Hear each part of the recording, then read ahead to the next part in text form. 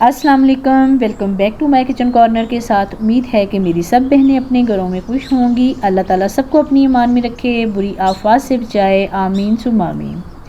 जी तो जनाब, आज हम ठंडी ठंडी और पुरस्कून हवा में, खुले मौसम में और कुदरती खूबसूरती से भरपूर पहाड़ों के दरमियान, बिल्कुल ताज़ा हवा में, जहाँ पे चिड़ियों की चहचहाहट है, बिल्कुल सुकून है, सारा दिन हम स्पेंड करेंगे। और साथ में हम कुकिंग करेंगे, कैंपिंग करेंगे, अगर टाइम बचा तो हम छोटा सा ट्रैक भी करेंगे। और माशाल्लाह मौसम भी आज बहुत अच्छा हो रहा है। सामान हमने सारा कुकिंग का कैरी किया हुआ है। पहले हम नाश्ता करेंगे, उसके बाद हम अपनी रेसिपी बनाएंगे।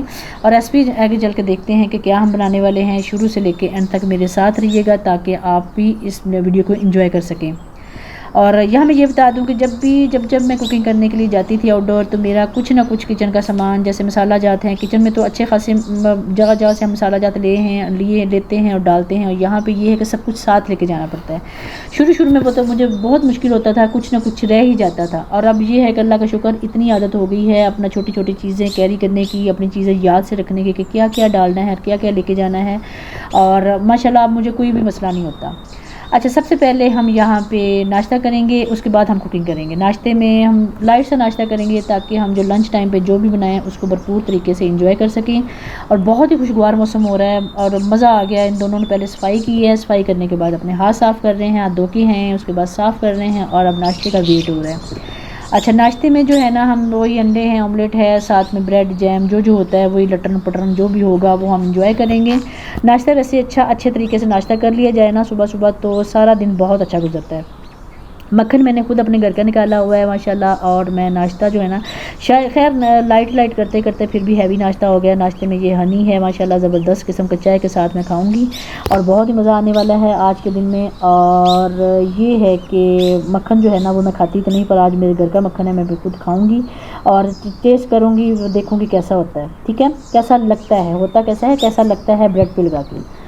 तो ये जगह भी मैं आपको बता दूंगी बाद में। जगह भी खैर मैं बता देती हूँ। ये पिंडी से 1.5 से पौने 2 घंटे की ड्राइव पे है, कोटली सतियाँ। और ये बहुत ही खूबसूरत जो है ना इलाका है, बहुत पहाड़ों में लश ग्रीन पहाड़ है, बिल्कुल ग्रीनरी से भरे हुए पहाड़ हैं। और सबसे बड़ी बात इसकी ये है कि पुरस्कून माहौल है यहाँ पे, ज़्यादा रश नहीं है। रोडों पे भी, इलाके का भी, रहने वाले भी कम हैं, बिल्कुल जंगलात में ये आता है माशाल्लाह। बहुत ही अच्छे पॉइंट हैं यहाँ पे, छोटे छोटे ट्रैक्स भी जाते हैं और ख़ूबसूरती से भरपूर ट्रैक हैं। बिल्कुल सन्नाटा है, चिड़ियाँ सिर्फ बोलती हैं और उनका जो कानों में उनका रिदम जाता है ना, इतना सुकून देता है माशाल्लाह। अच्छा, नाश्ते के बाद हम चाय थोड़ा सा एंजॉय करेंगे, उसके बाद थोड़ा सा चिल करेंगे। चिल करने के बाद साथ ही हम अपने लंच की तैयारी कर देंगे। लंच में आज पास्ता बनाने वाली हूँ।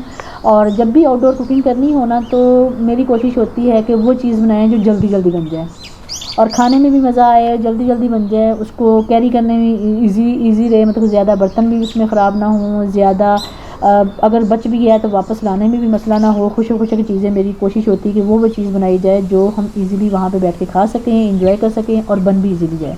क्योंकि बाहर जो है ना, वो आग का सिस्टम तो होता नहीं है ना गैस का सिस्टम। ये है कि सिलेंडर हमने छोटा मोटा अपने साथ रखा होता है, उस पर कम आग में कम टाइम में जो भी बने, वो मेरी कोशिश होती है कि वो मैं बनाऊँ। और यहाँ पे ये है कि कैंपिंग भी हो रही है, कैंप साथ साथ लग रहे हैं माशाल्लाह। अगर बारिश का भी मौसम हो रहा है, हल्की हल्की बूंदाबांदी स्टार्ट हो चुकी थी।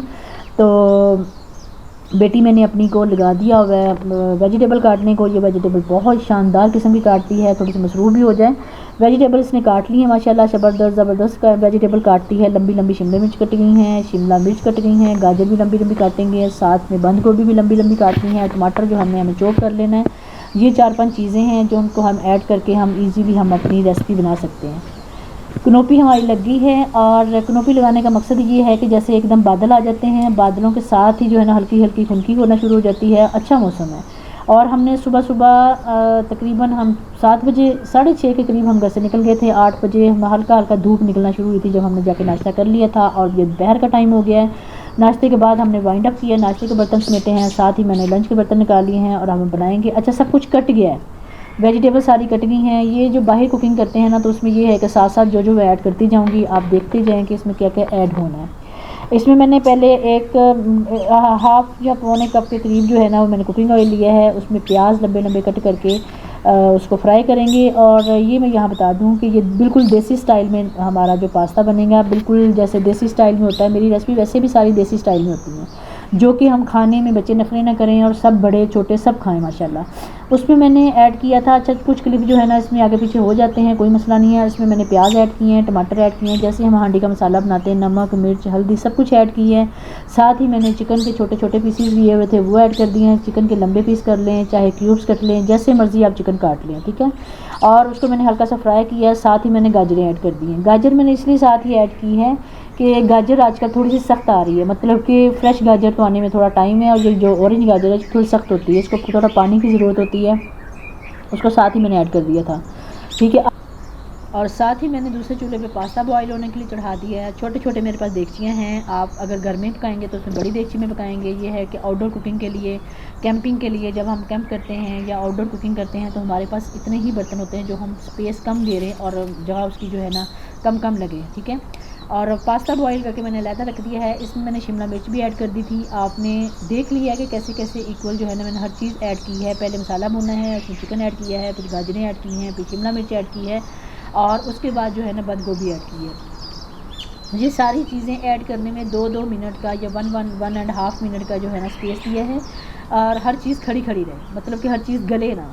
और सब कुछ मैंने ऐड करके अच्छी तरह इसको मिक्स करना है। देखती मेरे पास छोटी है और मुझे आइडिया नहीं था, कि आइडिया तो था खैर, जब हम वेजिटेबल ज़्यादा डाल रहे होते हैं, हर चीज़ डाल रहे होते हैं, तो हर चीज़ थोड़ी सी उसकी जो है ना देगची की कैपेसिटी ज़्यादा होनी चाहिए थी, और चीज़ें मेरे पास ज़्यादा थी। कोई इशू नहीं है।